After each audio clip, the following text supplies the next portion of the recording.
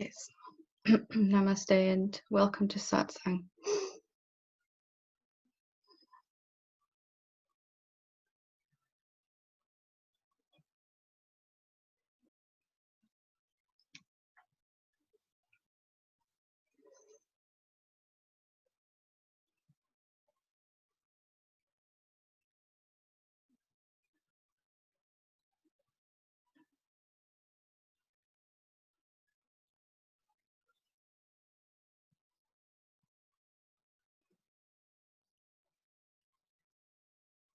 So, as you may know, Satsang is for the direct realization of the truth of what we are, and then to come to live from that place, which is really as simple as undoing the places where we're living as what we're not. And so to do that, I've been reading on these Monday Satsangs during this lockdown from my own books, really, because they all contain the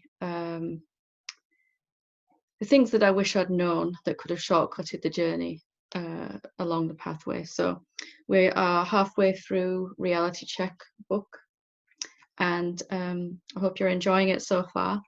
It's, as I said before, it contains some truths that you may find challenging at first to come to know as true, but really your awakening is happening by itself. So just to listen to this information and to listen again and to listen again and to want to know and to live as where that is true is going to allow that process to unfold. Again, if we're coming from an egoic sense of self that's trying to understand what's written in this book or what I'm saying, then you're going to find it very difficult, in fact, maybe even impossible. And perhaps we've all been experiencing that. So just to listen as if you didn't need to do anything at all with this information, as if just listening is enough, and to expose yourself to the information. And we are halfway through chapter 4. So if anyone has the book and is following, it's page 21. And we were looking at some examples of how we can come to see that the manifestation that we're all so sure is true and real is not really present in the same way that we think it is. Because if it's all present out here in the way that we think, then there really is a world full of other people, other objects that can hurt us, that can harm us, that may have things that we need or want that we can't get. So while these ideas are really in place, that the world, that manifestation has actually risen out of the self, then we're going to really feel challenged to live constantly in what is real. And that means we'll begin to suffer as we have been doing.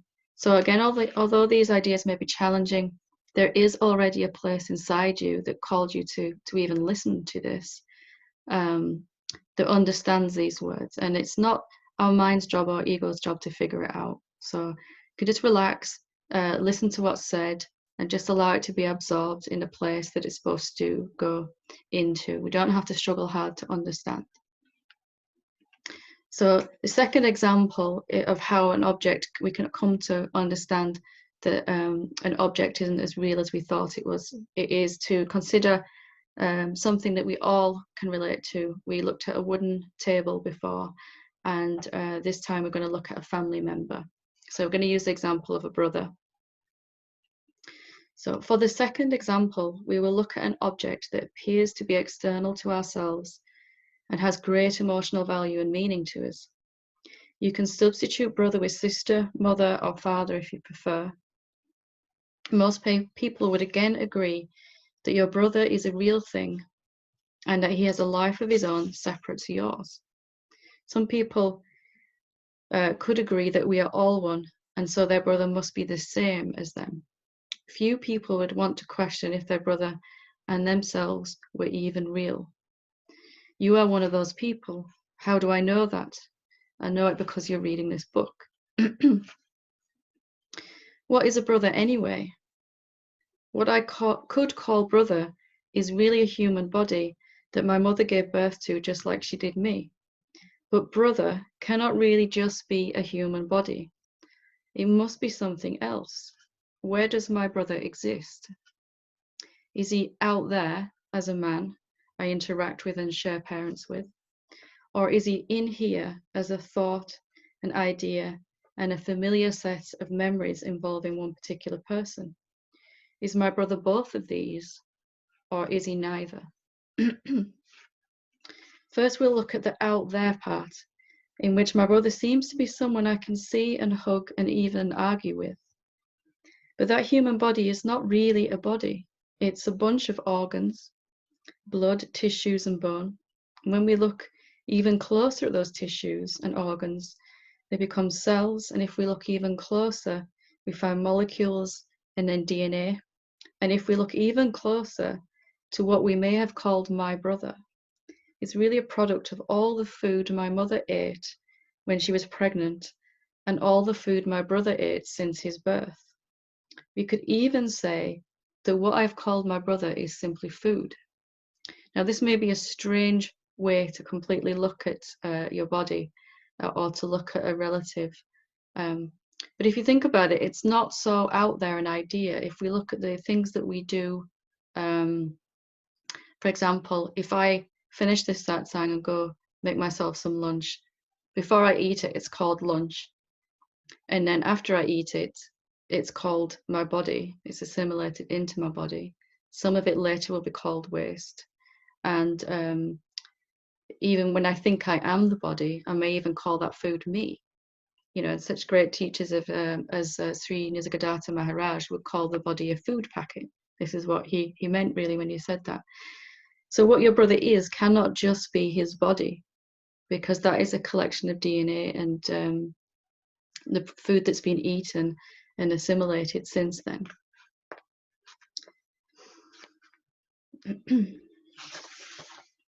So brother could also be seen as the product of a sperm and an ovum from my parents, and my parents are really just the product of 2 more sperms and ova, and so on it goes. The sperm and the egg, as well as anything else, can be seen under a microscope to be simply vibration. And vibration, if we look closer, can be seen to be simply the formlessness. So while we'll also show we're looking at a human body, then these ideas need to be broken down, these assumptions that what I'm seeing is really out there and it is really what I think it is. Now, the point of all this is not to depress you, but to help you come to see that what you have valued as separate, real, and dependable is not really so. As human beings, we like to find other human bodies that make us feel safer, such as family, members, friends, romantic partners, etc., and keep telling ourselves that they're outside of ourselves and different to us, but it is never really so. You are the formlessness and you do not end. What you consider to be external to you is not really so. There is nothing external or separate to you. What about the in here part of your brother? Inside my mind, my brother can exist in a way based on all the thoughts I have had about him, the emotions we've felt, and the time we've spent together, and how I think and feel about him. He exists as a set of thoughts and emotions and memories I think I have based on the idea that he is separate to me and I have a relationship with him. Can that relationship really exist in reality if there is only me? All of the meaning, value, and worth I put on my brother is really derived from the way the thoughts and memories in my head make me feel. Today I may argue with my brother, and so my thoughts about him may be different than they were yesterday when I felt happy with him. As my brother grows and changes, my thoughts about him change too. And so even the idea I have of him is constantly changing and not stable, just as my ideas about myself are too. We can do this with every single person in our lives and come to the same conclusion that they do not really exist as separate entities, no matter how much we may have wanted to believe they do. Once we begin to see that they are really inside us and they are us, we'll no longer be able to externalize them, and we will not be broken if they leave us or pass away. So we're not destroying the relationships that we have. We're just coming to see that the relationship is only true from a superficial or egoic sense of self.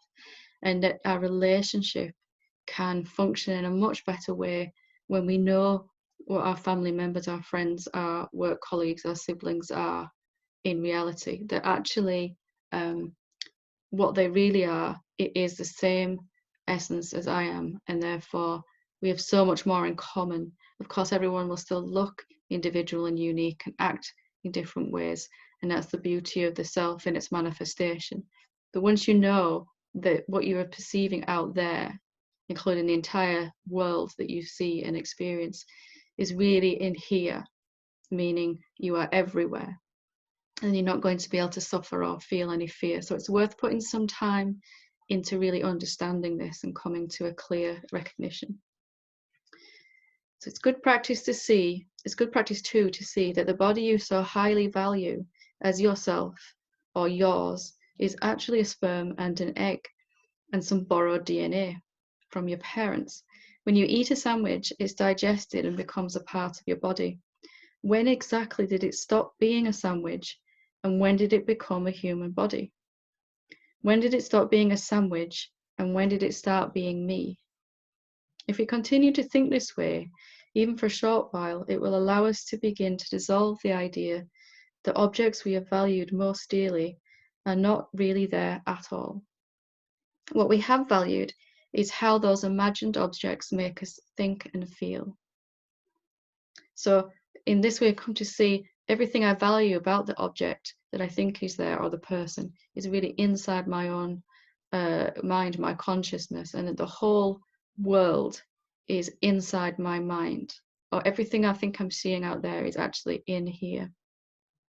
So you may find this very shocking, weird, or strange to think about, but let's remember you're simply finding out how things have always been. You are coming to see what reality has always been. I'm simply helping you to break down what you have assumed to be true and to find the courage to let go of some of our most prized assumptions. How do we find that courage? It's really from a love of truth, and to recognize, even though mine says it may be scary, to let go of the idea that everything is outside and separate to me. That every time you've let go of some idea that has been dearly valued before, you've experienced more peace, more opening, more lightness, more joy. And it will be exactly the same as this. With this, there'll be a sense of liberation, freedom, a lack of ability to suffer and feel negative emotions. All these negative emotions that we're feeling are based on the objects we think are out there. We're reacting and responding to imaginary objects. When this really hits home, then you're going to live in a place where you're completely bulletproof to suffering.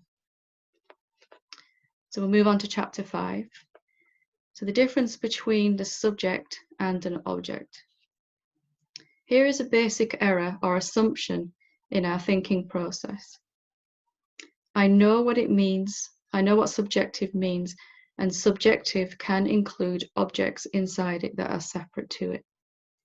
I have fully seen what it means to be the subjective self. I know what the self is. So this error, again, is stating that if I think I've fully recognized the self and also still believing in a world of phenomenal objects or a universe of phenomenal objects, then I haven't fully seen what it means to be subjective, the subjectivity itself. Here is the fact and what is actually true. True subjectivity excludes any possibility of objectivity, and there are no objects in the subjective. What we think we are is really an object that comes and goes. So our egoic sense of self is an object.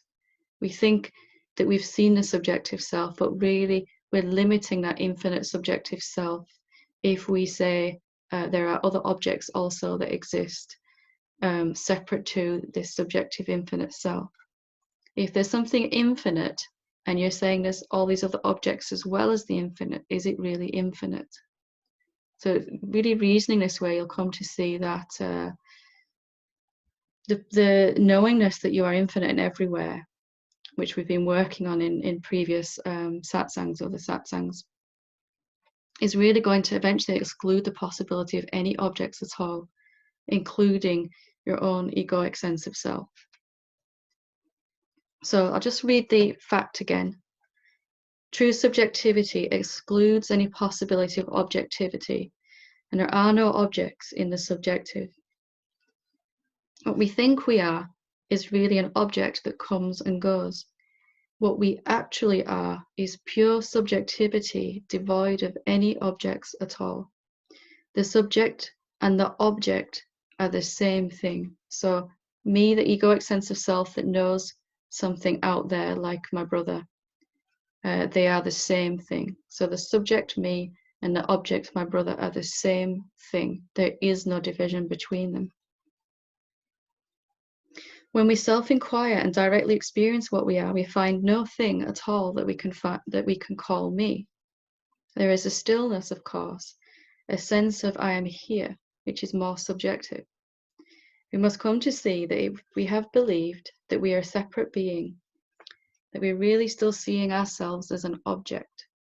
So unless we've come to realize that there are no objects at all, we haven't recognized truly what pure subjectivity is, what real formlessness is, that it cannot be absent from anywhere, has no boundaries, no edges. And so just to recognize if you're still believing and responding to imaginary objects out there, then that there's more to see about your real self. That's always and only the way, is just to recognize, okay, there's still some illusion being believed in. Let me see clearer. There must be something else to see clearer. We can perceive our sense of being someone because it is made up of thoughts, emotions, memories, dreams, and expectations. These are constantly changing and coming and going.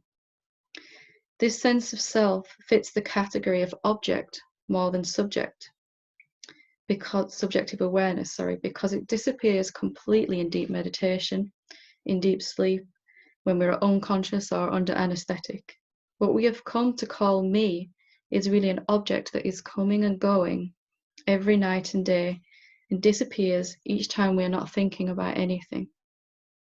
We can recall also from the previous chapter that most of what we call me is made up of thoughts about people that we think are separate to us. So what my egoic sense of self is really a sum total of the collection of the thoughts I have about myself, the world in general, everyone else in the world, the resulting emotions that I feel from those thoughts, and the experiences that seem to happen then based on those thoughts being true, those assumptions being real.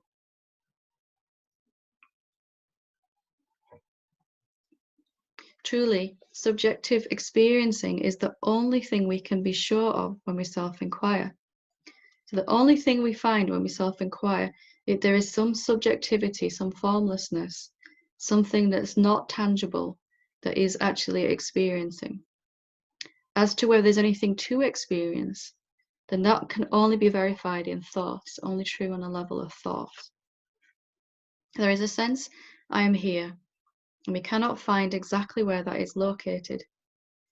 If you really look right now, you will see that you cannot find where that sense of you stops. It has no boundaries. That means you go on forever. Now, it may seem to stop. It may feel like I am as limited as my body, or I'm only just extending out further than my body. Or we may have a sense that I really don't feel like I go on forever.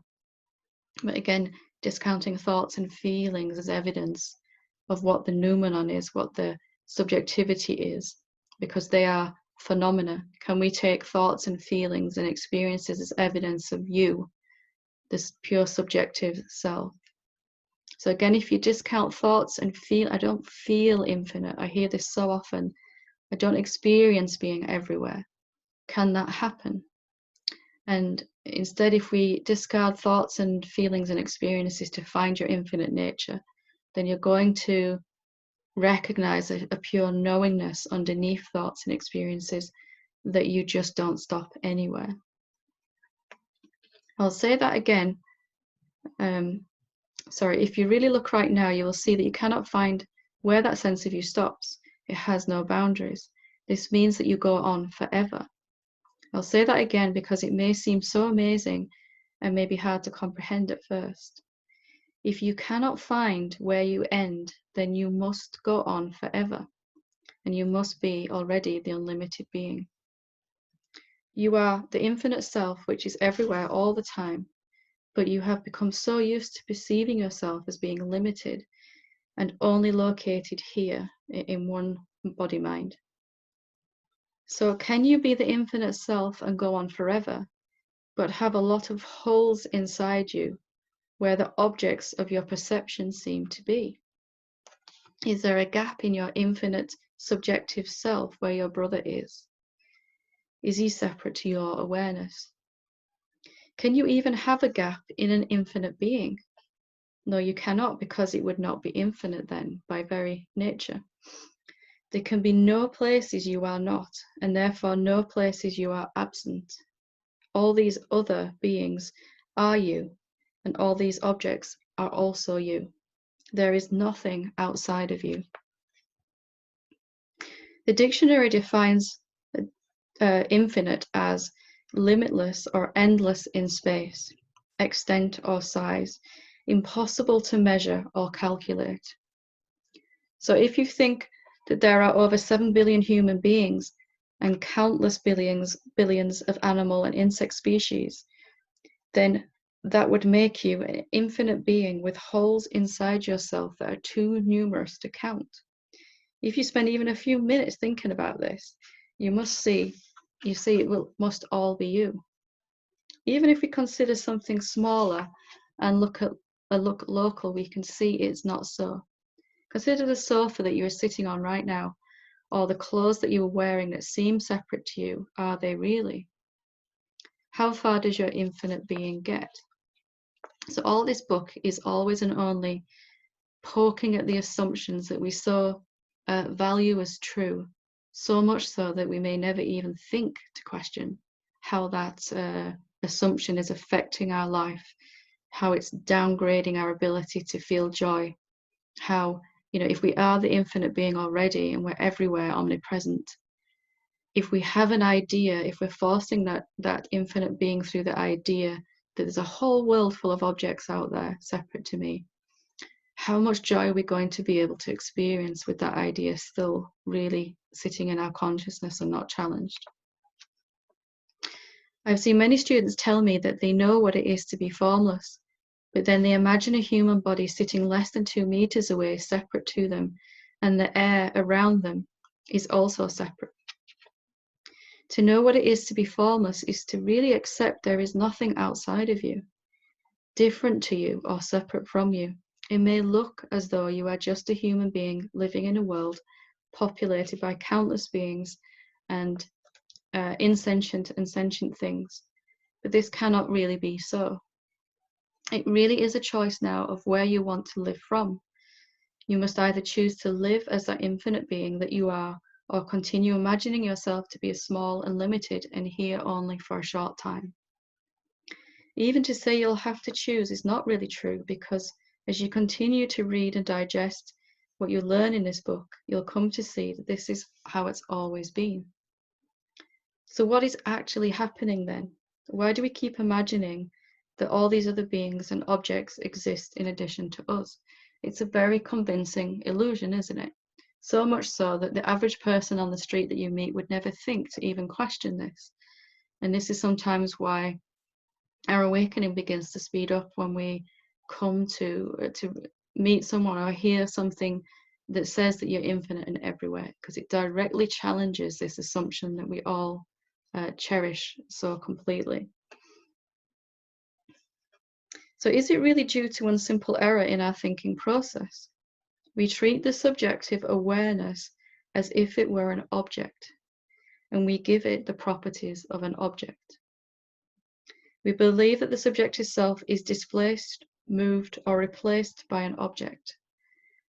Because we believe that it must be one or the other, meaning subjective self or object, we feel that when we see an object, it must have taken the place of the subjective awareness or pushed it out of the way. We must come to see that the self is subjective and has no definable qualities like an object does. It's not hard or soft or long or short or small. The self has no edges at all that would push up against an object. If we take an example of empty space and put a cup in that space, have we moved or displaced the space? No, we haven't at all. Formless awareness does not have anything tangible about it to shove up against an object. And not even an atomic bomb or a hurricane could cause the formlessness to move out of the way to allow space for an object to appear and occupy that space. Formlessness is infinite and in all places at all times. And so where would it go anyway? Where would it go if it was able to move that it isn't already? Can something move that is already everywhere and not able to be nowhere? Deeply contemplating the truths you've read here will allow you to begin to live from them and as them. You must keep interested in this subject until you are convinced that what you read is true and can prove it inside your own self in your experience. You cannot prove that this is true to anyone else, and you don't need to. Once you are convinced of this, you will feel at peace and you will directly experience reality for the first time.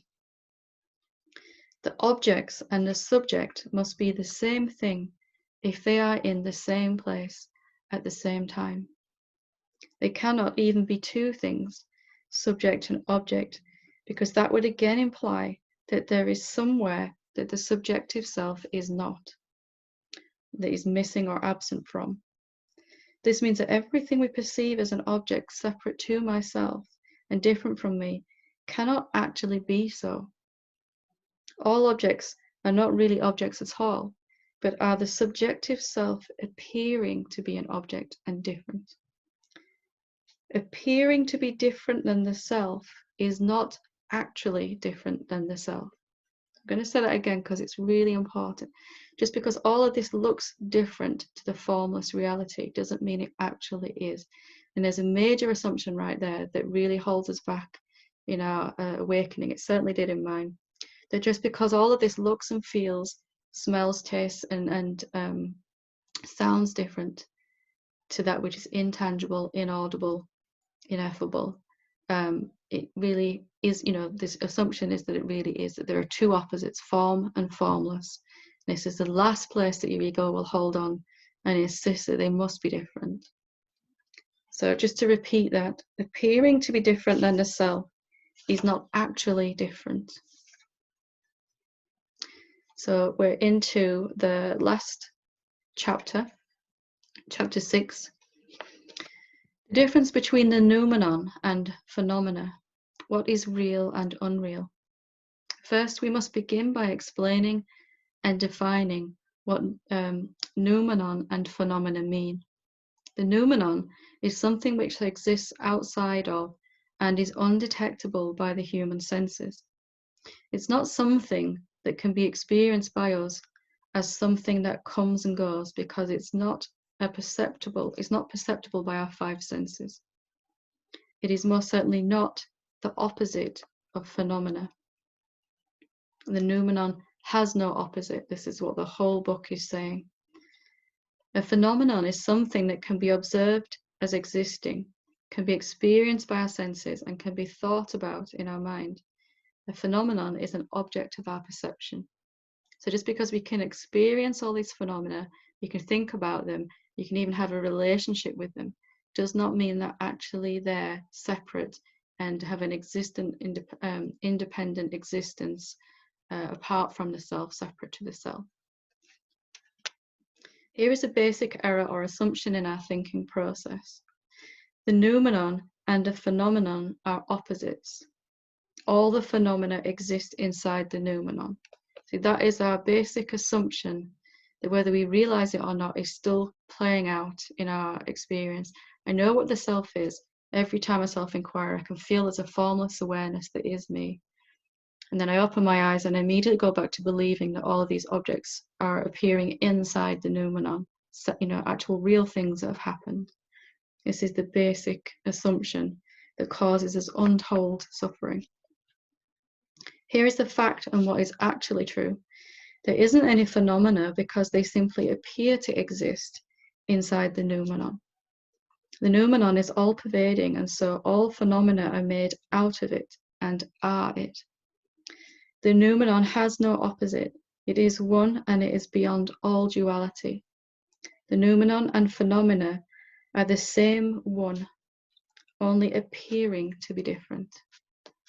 As we learned in the previous chapters, we are conditioned to value only that which we can perceive with our 5 human senses, or what we can think about. The mind thinks about the objects we perceive with our senses because it thinks they are real. Once we have come to see that our true essence is really the formless self, we will tend to reject the forms or phenomena that we see. To realize the ultimate state of reality is necessary to stop trying to distinguish which is most real, because the word most implies two. Most of us will have this assumption that formlessness is more real than form. As we progress in our pathway, that will become very deep conviction that we hold. But again, that's coming from the place where they are two separate things, two different things. As spiritual students, we had to develop an ability to discriminate between real or unreal, or truth and illusion. And this was very necessary until now. In this final seeing, we must come to realize that if we're trying to decide which is most real, we'll be excluding something else. Our journey of realizations usually goes something like this. Step 1, I am this body. Here we are convinced that we are a separate being that was born and will die. We are excluding everything else that exists in our definition of me and what I am. Step 2, I'm not this body. Here we come to realize that we are not limited to the body and we are formless in our nature, and we identify then as that formless self or awareness. We feel strongly that we are not any form, any manifestation, and we dismiss anything transient, temporary, or changing as unreal. We can become very detached in this step from our mind, body, and our life. Step 3, I am the formless self and all that arises out of it. So these initial statements are what we really feel is true at each stage in our awakening. So step 3, I am the formless self and all that arises out of it. In this step, we have come to see that anything which has arisen out of the true self must also be the self. We now include all objects and forms in our definition of what we are. We may say or believe something like, I am the formless awareness, and all that arises from it is me also. The important thing to note in this step is that although we may have included all form back into our self-definition, what we know ourselves to be, we are still seeing form and formless as different. A vital point to understand is that I may still think of myself as two different things here. We may say that the manifest arises out of the unmanifest source, or that all of this creation arises out of the creator. You could also believe in God versus Godhead. We must come to see that even this level of realization will cause us to suffer eventually, because it's still seeing two different things, and we're still discriminating between real and unreal, which is the noumenon or formless self, and what we think we are as unreal, which is all the phenomena that we see coming and going. If we stop for a moment and directly experience what we are, we'll find only one in that direct experience. So if we self-inquire, or in our deepest meditation, there is just awareness, there is just silence, there is just the noumenon. There's only the self, and there isn't silence and sounds. There isn't awareness and a body. There really isn't stillness and things moving around in our deepest and most true experience. Of course, you will have to use your mind to understand what is written here, but to check it against your own direct experience, you must actually look with your inner sight to see what you already actually are. It's vitally important to confirm in your own experience and to prove to yourself that you cannot find two every time you look. There is just you, only one. Confirm this over and over until it's just so deeply obvious. There is a lot of literature and scripture written about steps 1 and 2 and 3, but this book is written to clearly explain step 4. The final stage of realization has rarely been clearly explained, and all of this book is dedicated to that. Step 4 of self-realization is when we simply do not know what we are at all. We have no idea at all what we are, and we have no interest in any self-definition at all. To define what we are would only be happening at the level of thought, and it would automatically exclude something from that definition. So if I say, I am the formless self, I've immediately created the possibility of form in my experience, and I will feel divided. If I say I am this body, then I will automatically imagine something outside of this body, and I'll fear death and what comes after. The very moment I know what I am, then I create the opposite in my experience, and I must experience it over and over. This is why the moment we're convinced that we are that formlessness, but it's only really happening in a one-minded body, that thought, that's really what I am, I've seen it now, that we keep experiencing formlessness back and forwards completely. If I know I am formlessness, then I will keep having experiences of being a particular form. If I know I am a form, I will keep having experiences of being formless, which is nice again, but it's only going to be an experience. The very moment I know I am both form and formless, I must keep having wild swings in my experience of being form and formlessness. I will experience a small contracted state of being a human being only, and then massive expansion back to being infinite and everywhere. I will keep switching back and forth from one to the other in an endless cycle of expansion and contraction experiences. And that stage is not fun, believe me. Maybe you have experienced that as well. If I know that formlessness is real and forms are unreal, then I'm still seeing two, and will have to continue to experience in dualistic ways and suffer. I can only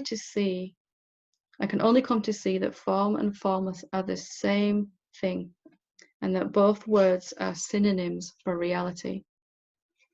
In fact, every word that you could ever use in any language ever is a synonym for reality. Form is the formlessness appearing to be a particular shape. Formlessness is the essence of all forms. Step 4 then becomes, I have no idea what I am, what God is, and what reality is. I am beyond any definition. I have no ability to determine, discriminate, or label, and I am totally happy. It really is as simple as not thinking about yourself at all, or knowing that no thought is ever going to be true about you. Even the thought, I am the all, or I am nothing, is not true here. You do not need to eliminate thoughts to stop the mind working. It's enough to see that no thought about you or anything at all has ever been true in the ultimate reality. I am all is not true because the concept of all includes numerous forms and categories. There are no objects. Manifestation has never truly occurred as something independent to the self. So how real are the waves on top of the ocean? Can they exist separate to the ocean? Absolutely not. And therefore, are they really separate to and different from the ocean? The clouds manifest in the blue sky seem to suddenly become visible when they were invisible water vapor before. They seem to have a shape and an existence. But are they really separate to the sky? Not so much. I am nothing is also not true because it excludes all forms and objects. Even to feel that both of these are true or neither of them is still delusion and self-defining, so still entertaining too. So the simplest place, reality, is the simplest place of all, which is I don't know anything about anything, and I'm absolutely happy. I especially don't know anything about myself or what all this is. So you can either start from that place and allow your mind and epiphanies and realizations to come to show you that what's written here is true. Or you can use your mind to understand what's written here, and then you'll start to live as this being true. In reality, it's probably a little bit of both.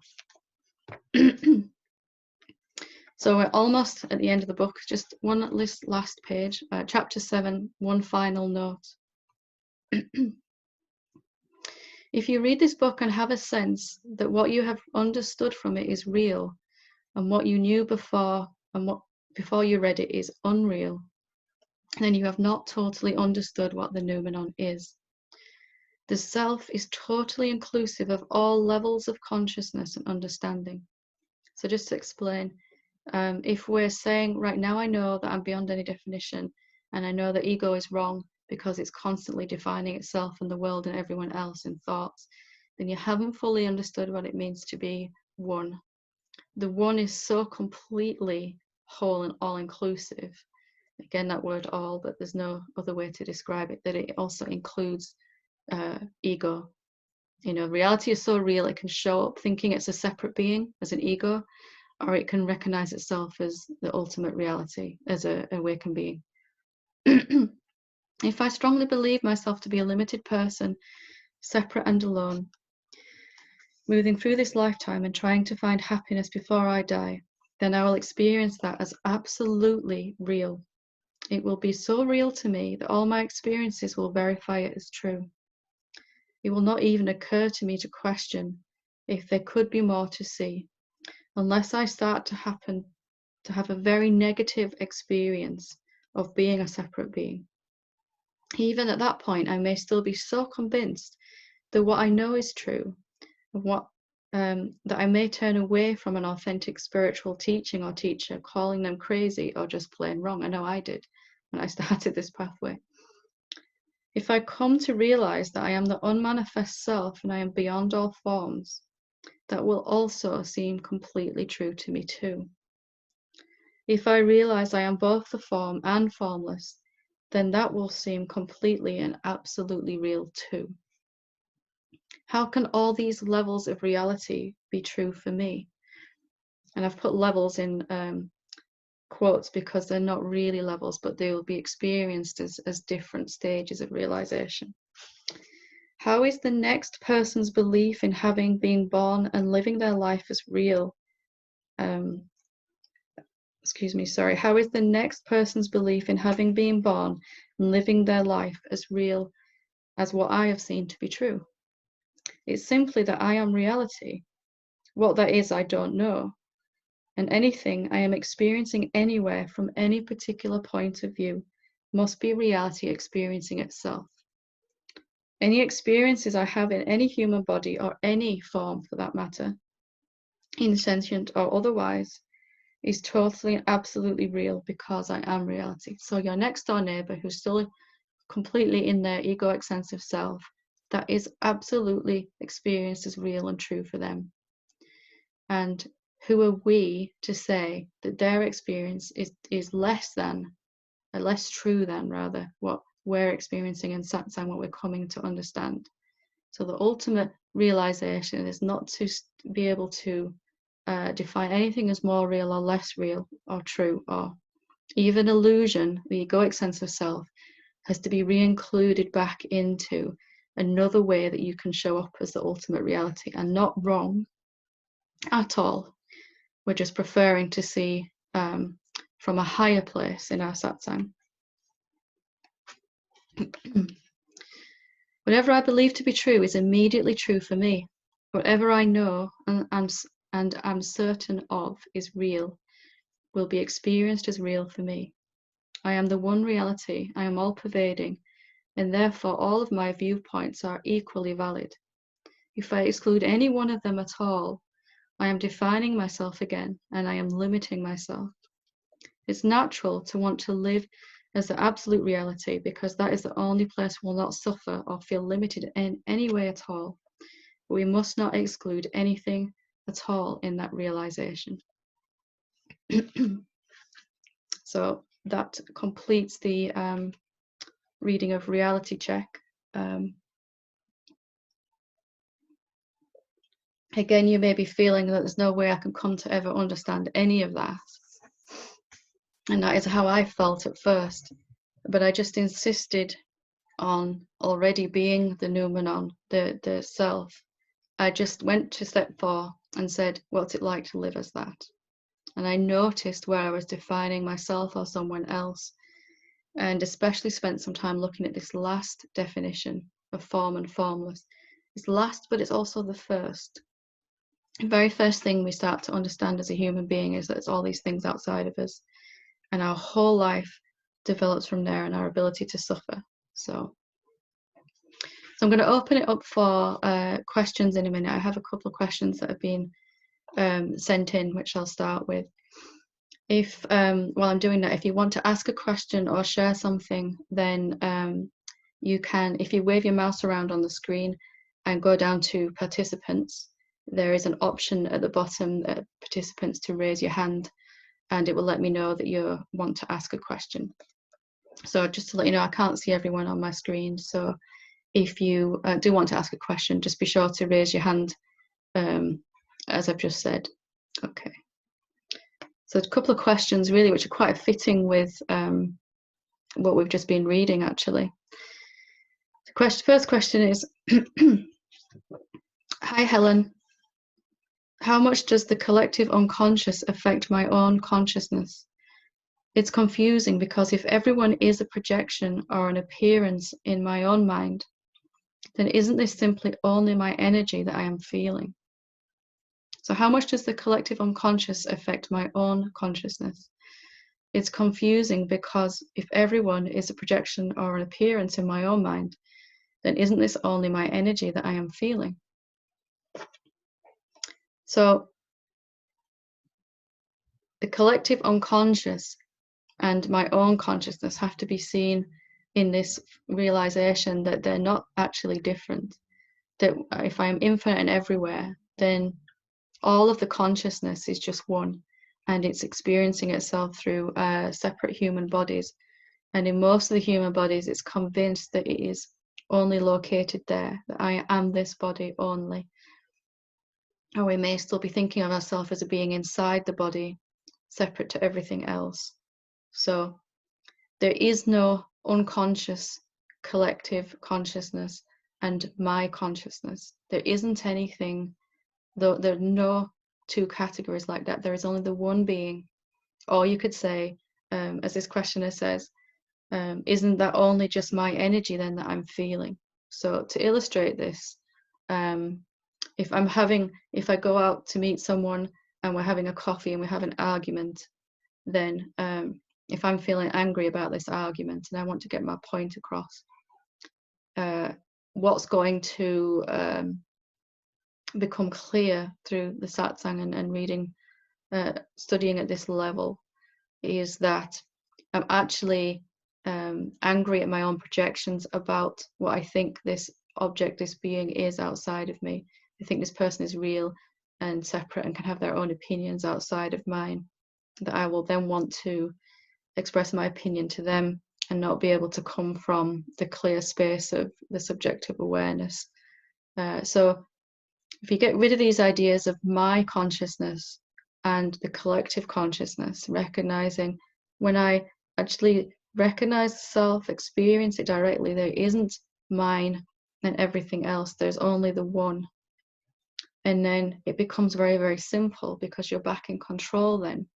If everything you're suffering from and with is actually inside you as a projection, then you can unhook yourself from it and begin to resolve that it is only my thoughts about what's happening, my thoughts about the world, about other beings and myself that are affecting me.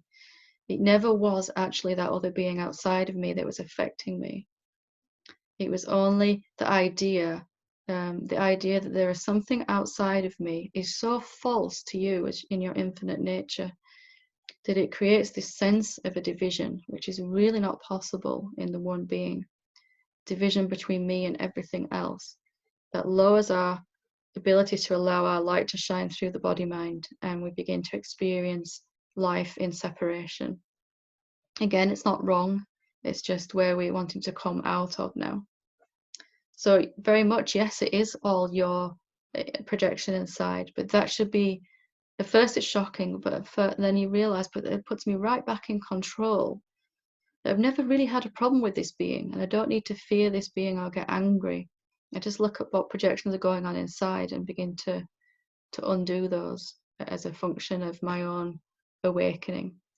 And then the particular person will be different next time you see them. They won't have to respond to you from that place of your separation. They'll automatically be in a different place. Or sometimes happens if you resolve this within your own self and this person still wants to argue, then they just won't be able to be around you with your peaceful, non-divided energy. They'll find themselves someone else to argue with, and they just won't be able to be around you when they're in that mood or in that place, which is very good news. So hopefully that explains that completely. Everything is an appearance and a projection in my own mind, then isn't it only my energy that I'm feeling? Yeah, it is. There isn't anyone else out there. Well, there's only you, and in each body you think you're separate and unique. You are unique, but not separate. So the second question, what does it mean to go through the eye of the needle? So I'm assuming that this eye of the needle is a reference to, I think Christ's saying that it's easier for a camel, I may be completely murdering the quote, so a camel to pass through the eye of the needle than for a rich man to enter the kingdom of heaven. And all that this means really is that if you have any self-definition at all, as we talked about in the step 4, then you are going to take the ship and experience completely as real the thought that you're taking as real. So to pass through the eye of the needle, if the camel passes through the eye of the needle, how is that physically possible? Camel's massive, the eye of the needle small. But what the camel actually is indefinable, indescribable, subjective awareness itself. And the camel has no self-identification. That's the important thing. A camel isn't thinking, I'm a camel and you're a human being. You know, it's just not capable of that. And so it's talking about this particular way of being as a human being. It's possible to function in your entire existence from a place of not knowing anything else at all, not knowing anything about yourself. Thoughts may still be going on there, but you've just seen that they're not relevant to the indescribable self that you are. So to go through the eye of the needle is to drop all self-definition. Mind, you know, ego will say, oh, that's really hard work because I've got all these thoughts it's going to take me forever to get rid of them. Or you can just recognize already I'm thoughtless. My natural state is thoughtlessness. The silence, the stillness, the awareness itself is not thinking. And then you've passed through the eye of the needle in that moment. Whether you pick up self-definition again afterwards is really up to you. And it is as simple as that. So it's talking about what Christ did in the desert, what Buddha did under the Bodhi tree. He just sat down and progressively let go of more and more layers or levels of self-definition, as we've talked about in the end of the book, and passed through the eye of the needle, which is I don't know anything about anything at all. To mind, that is the scariest place completely. But to actually experience it, if you just forget everything you know right now, you'll be peaceful and happy and light and free. Anything you think you know, if you pick up self-definition afterwards, I know it's going to take a long time for me to live like that completely. I want to stay in that place completely. You've picked up some self-definition that is not true for you. So the eye of the needle there is just that, as far as my understanding, and again on the assumption that that's what the question is referring to. So, okay, so we've got some questions waiting. Maggie or Ian, is it? Hello. Hiya. Hiya. Something you said when you were talking, I can't remember exactly which bit it was now, but a kind of question formed. I was I think you're talking about form and formless, and there's only one. And then I kind of thought, if there is just one, then you can't, then movement really doesn't exist then, because you can't have more of the self. Or more of the self can't move to a place and leave less of the self. That kind of makes sense. Yeah, and to move, it would assume, excuse me, it would assume that there's some place it is not already. And really, movement and all change and all time, it is based on the assumption that the self is locatable somewhere. It has a location. Can you see that? Yeah. Because I was thinking about just general. I mean, I was watching a cloud when it was happening. Yeah. And listening to you, obviously. Hopefully.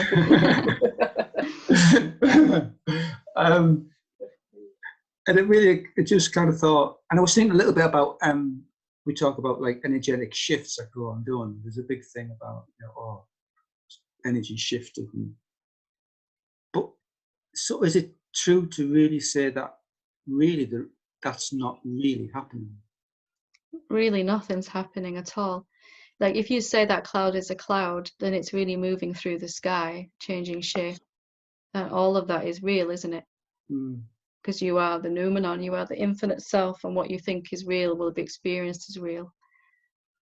But if you see it's not really a cloud, and it's not really outside of me, and I don't know where I am, as in a location. Again, I don't know anything about myself. I also have to let go of that idea that I'm only here. Or the idea that I'm everywhere. Both of those will limit you eventually. Then can you really see a cloud from where you are? Well, where are you looking from? From everywhere. It's like looking as the whole ocean itself. We thought we were one wave looking at the rest of the ocean and comparing all these different waves arising. But actually, if there's no movement as such and you're already everywhere, it cannot be absent from anywhere, then everything else is, you can see that the whole Maya or illusion is built on this idea that I am in one location and it would take me some time to go to this other location. And the other location is separate to where I am now. And that there would be some movement and change and a journey and all of that. Even the levels of consciousness, they're only applicable, aren't they, from a particular perspective. Everything, this is why it's so worth studying this last duality, coming to transcend it, or to experience that you're already beyond it, because you'll start to see that all the rest of the illusion is hanging on this one tiny thought that objects are real. If there's a world of objects out there, then there's a lot of things to fear, or to try to get rid of. And if I realize I'm everywhere and there's only me and there aren't any objects, it's not that you're just going to put your head in the sand and ignore what's going on out there. You'll be able to act from a place, your body will act from a place of complete spontaneity and appropriateness, what's actually true.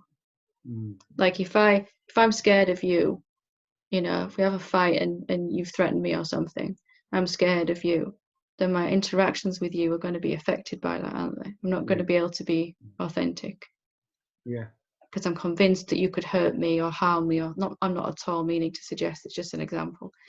But it just and then even the idea of you in my mind is going to produce fear, isn't it? And where are you exactly? What I'm looking at now is the appearance of a body. It's not a human being, is it, necessarily?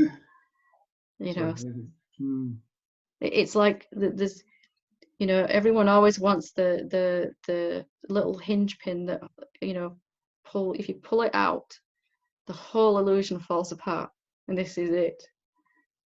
But it seems so opposite to what we're taught for so long, and that we've experienced to be true, that there really is a world of beings that have hurt me or harmed me. Or I need something from, or I'm looking for approval from, or recognition. all of that becomes real then, doesn't it? Yeah, yeah. Sorry, I forgot what your question was. No, it's. I can get.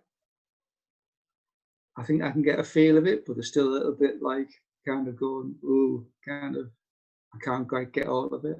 Yeah, Um, it's that kind of enormous. It's feeling. massive when it opens up Yeah, inside. Gosh, it's just never ever been how I thought it was. And I remember being very yeah, shocked for like a month, just like, what? yeah, What? yeah, How could I have believed my entire, and who knows how long this has gone on for? yeah, But it stops when it stops, and it doesn't make the other way we've seen it wrong. It's just we want more joy, more peace, more love. What's it like to experience reality through no thoughts at all, no projections, no assumptions? It's just, if you're willing to be shocked and wrong, yeah, then yeah, it can be quite a fun experience. It's wonderful. yeah. Thanks, Helen. Thank you. Lovely. Thank you. Stefan? Hello, Helen. Hiya. Hello, How are you? everybody. I'm fine. Good. There's a whole lot of stuff there. I mean, It's a pretty much all you can eat buffet, to isn't get it? your head around, and I'm just wondering, should I go away and think about all this and integrate it when thinking is what I'm not supposed to be doing in a way? Do you know what I mean? But I feel that I need to kind of absorb all that you've said, and Yeah. somehow or other I need to think about it, because to kind of fit it into place and and see what I do next. And it's rather like I'm thinking, well, you know maybe I don't have to, because my problem, I think, is I keep changing practices. I Mm-hmm. do this practice for a while, then another one, and then another one after that. So it doesn't seem very ordered. And maybe it doesn't need to be.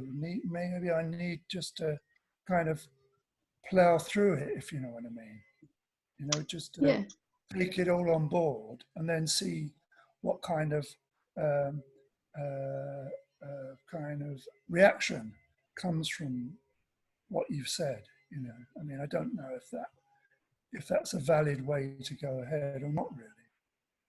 Yeah, absolutely. I mean, my ego will always work in opposites.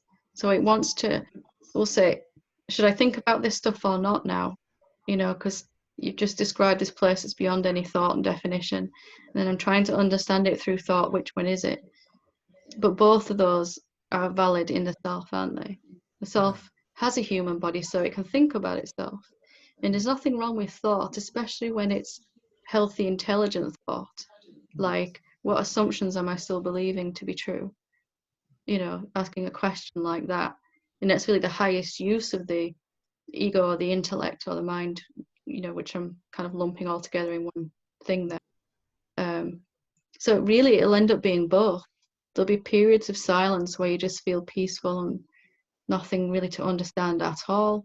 And then you'll suddenly have an epiphany or an understanding that will just come from seemingly out of nowhere, that just makes what you've heard or read in the book just, oh yeah, something like that. You didn't strive for it. To engage the mind in healthy, intelligent thought, it is a very good thing to do, I feel. And I talk a lot about self-inquiry and contemplation, using a question, asking a question from mind, and experiencing the answer as the self, which mind can't do. And I'd just say also that if you notice your own self, you have moods, and for me, when I was digesting it, there'd be days I'd be really poring over some book, really trying to understand what was being said in the book. And then I put it down. I couldn't be bothered with it for a couple of days. I just wanted to be quiet. And then I'd be this fierce self-inquiry would start happening, where I'd be obsessed with a question for a couple of days. And then I'd be, oh no, I'm losing track with all these practices. I've got to stick to one consistently. But really, you're not the one choosing what to do anyway. That's just happening. And the self has its moods. You might be deeply contemplative, And sometimes you might just want to forget about all this and go watch the telly or something. Sometimes it might want to meditate, you know, all of that is fine. Because all you're really doing is exposing yourself to information that is going to begin to undo the assumptions we didn't know we had. And that's happening anyway, naturally now from hearing this as a curiosity that's developing. Wow, what's it like when I don't believe those things anymore? So that's kind of ordered up the experience of it already. You know, the how to get there-ness of it is going to, you know, it'll wriggle around in its path in a way. Yeah. You know, you might have that a quiet moment and an epiphany comes out, that quiet moment, and then you run back to the book and go, oh yeah, this is what she meant. But then after that, there's such joy that you don't want to read, you just want to be, you know. Sorry, you were going to say something. No, probably forgotten what I was going to say now. But one thing that did occur to me, which is kind of a strange thing, which obviously isn't strange from what you're saying, is the fact that you are like inside me, if you know what I mean, like everybody else is. You know, so you're not in the world's inside you in a way. So you are popping up in my world inside me to tell me this is the way to kind of get to the truth, get to find out what's really going on, you know, Mm-hmm. what's real. And it's kind of strange when you, you know, think of things in this way. It's different, isn't it? It's very different to what we're taught. Not every, you know, those people out there, like Helen's out there somewhere, but actually she's not, if you see what I mean. Yeah. She's in here somewhere. And to get around those kind of things, you know, to take them on board and, you know, and digest them, I suppose. And I suppose that's what I'm talking about. If you think about it as well, all you're looking at now is a human body. Just let me plug this laptop. All that you're looking at now is a body, isn't it? You know, there's no evidence at all that I am a real being. And where do I exist as a separate being? But every time you think about me or anyone else thinks about me or I think about me, I kind of exist in a thought form. I might exist inside you as memories, perhaps of when you came to intensive, you know, that type of thing, all of that, memories inside everyone that's ever met me. And everyone else also exists inside me as thoughts and memories, you know, as separate beings. But what all there really is here is a body. Even that we're not so sure after reading, you know, sort of thinking that it's an assumption that it's a body, but it's really the awareness condensed, like water vapor being visible in the air. As soon as it touches a cold window, it becomes liquid and visible. And then if we cool it down even more, it becomes solid, like ice. So is the body really a body even? You know, so what are your senses seeing when you look at me? Only vibration. It's your brain that's saying that's Helen. And I know her and I remember her. I've had these experiences. We've talked about this, we've done that. You know, all of that is happening inside your own mind, isn't it? It is a little mind-blowing, because it kind of, and you start to really understand then what every teacher has said, like the real guru is inside you, you know, because hang on a minute, you know, he's sitting out there across over from me. How can he possibly be inside me? But it starts to become the funny clear. thing about it is, it's just making me laugh at the moment. Is like this that we're talking about. In fact, that topic I just spoke about, I couldn't possibly tell that if I told that to somebody I knew, they'd think they'd lock you up. Yeah. Actually, you're not outside of me. You're a projection of my own reality. Actually, they'd look at you rather strange, wouldn't they? So it gets to a point where you realise that, you know, I used to talk about spirituality to people before, but I know I'm getting to the point now where it's kind of, I better keep my mouth shut, because, you know, what I'm learning now is pretty far out stuff. Anyway, thank you. Thanks. It does. You will start to draw to you more and more people that you can have this kind of conversation with. But there's also, luckily, the wisdom to realise it's probably not a good idea to talk to your local butcher about this, or unless you find them in Satsang, you know. But because it's the self believes it's a limited human being, and it has that experience so completely and truly because it is the self. it would just seem very strange and quite shocking. I mean, it's shocking for us even when we're ready and Yeah. want to see it, Yeah. you know, so it's best not to disturb the other beings with crazy ideas. Lovely. Well, thanks for sharing that. That's great. Thank you. Yeah. Okay. Amy, last but not least. Hi, Helen. Hiya. Hiya. It's just an addition to what was being said, really, just like a little clarification. So Yeah. So I can see that just a glimpse of thoughts superimposed into objects arising, and that beneath those objects it's really vibration, which is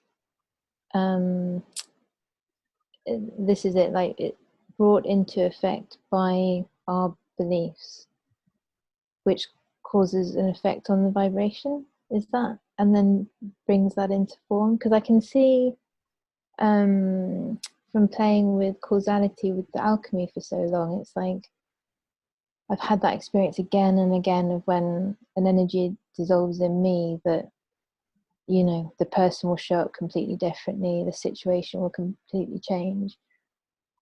So is that kind of the basis of it? Like there's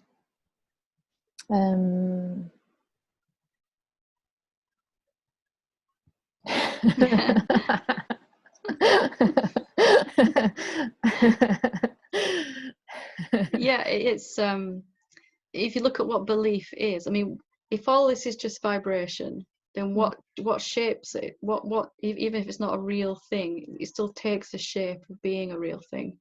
And what affects that then? What's the determining factor? And it's you, isn't it? You know, so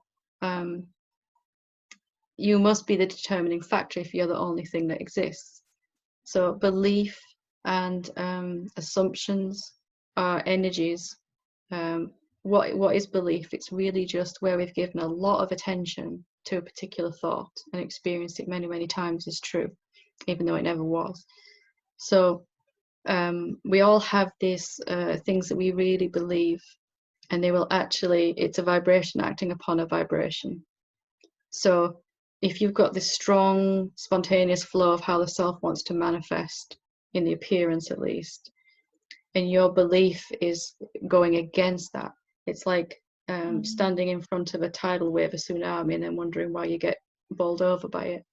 But it's all just energy, and therefore you can sort of start to see how we've changed these frequencies before in the past. And what changes them more than anything, how we experience them, is our meanings that we give to things. If something's good, we'll put a lot of attention on it. And you being the infinite self already, when you put attention on something, it gets very real in your experience immediately.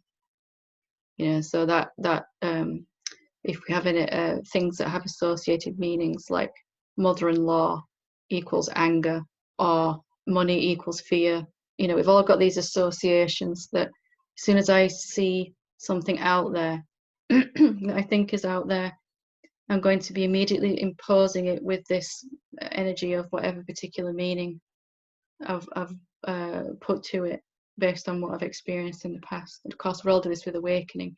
Awakening is superimposed with this energy of everything will be all right when I get there-ness, you know, and so we really, really experience it as different. So I don't know if that answers your question. Sorry. Yeah, I'll listen back to it. Yeah, it's belief and the meanings we give things that are shaping it. You know, and with no belief and no meanings, and things change and transmute very quickly. Frequencies are always getting higher and higher. What's possible to appear as is always improving. So without those meanings, then miracles do happen in terms of what a human being would call a miracle, something you could never expect happening, because we're not forcing it through our belief and projections. I really liked what you said about the way that self was wanting to manifest, and if we're coming up against it, that kind of, for me, that comes at alignment a little bit differently from this perspective. It's that's because if we have a an idea about how it should manifest, then we're really being an object, and we're going to get pushed by the force of the manifestational energy, which you can feel as it runs through the body sometimes. You'll feel where there's some idea that we have in our consciousness that's literally pushing. You can't ever completely block it, or else the body would die. But the life force is really having to kind of shove up against this resistant energy, this idea that we have. And we'll feel it as resistance. We even say resistance, which implies energy, you know, and a flow. So, you know, as that's gone, then all remains is the subjective awareness. The change is, you know, it's like a hurricane blowing through empty space. It doesn't disturb the space then. As you know, probably the energy can be quite powerful when it flows at first. I wanted to ask as well, as I was listening to the satsang, the bit about the external objects, there's quite a lot of resistance that comes up. So I'm just kind of seeing that against the Newman and letting it dissolve just the resistance. Because there's like a feeling of also resistant to questioning it. I think somebody was asking that just now, like I don't actually want to use my brain. I just want to ask the questions and let it come. Yeah, and that's perfect. Yeah, gradually the self that you are is preferring more effortless ways to wake up. Like really, that's all that's happening. And the realization might be dawning that if I just let this happen, it'll happen, because I am that. You know, as opposed to, as contrasted to the egos, I've got to really study this book. I've got to come to understand every statement, you know, or this satsang or this teaching or whatever, you know, and making it kind of hard work. More and more, there's just, but epiphanies will just appear inside me effortlessly, unasked for, uncaused, by my being interested in what's real. You know, and that may not be anything in particular that you're doing, but more rather than what you're being, which is why some people in history have just spontaneously woken up, you know, without studying scriptures and books and satsangs and all that. Really, all of this repetition is just to keep interest on that subject. What is real? And then because you are already that, it has to reveal itself. There's nothing that can hide it. And more and more there's a excuse me, the mind is more sattvic and harmonious and sort of sees how reality works, that I just stop trying so hard. You know, it's going to happen anyway, whether I try hard or not, is a kind of the realization that deepens. And then you kind of just you might do the same things. You might read a book, or you might sit in satsang, but you're not really trying hard to understand what's being said. You're just listening, just here, just quiet, and then it just reveals itself. Just because we've thought we've tried hard, and that resulting tryingness we thought caused an epiphany to happen. It never was so. Which is a bit like embarrassing for ego, but as the self is like, oh, I can just relax then. Yeah. There was a part of me that was like, is this okay? Yeah. Is that okay? And it was wonderful when I realized this, because, you know, I can't screw this up. Everything else I'd done as an ego, I'd screwed it up, everything. Which is why, you know, I came out of it. But you can't get this wrong. It's just really a question of how much we really try and slow it down. But you can't stop it. It's happening. Why would you be drawn to listen to a satsang like this about this particular type of book if it wasn't going to be your reality? You know, it's just impossible. So it's nice then, because you can I'll just be myself and see what epiphanies happen, and they just keep coming and coming and coming, and faster and more profound. Wow, you know, lovely. Thank you. Thank you. Okay. So thank you very much for that. We will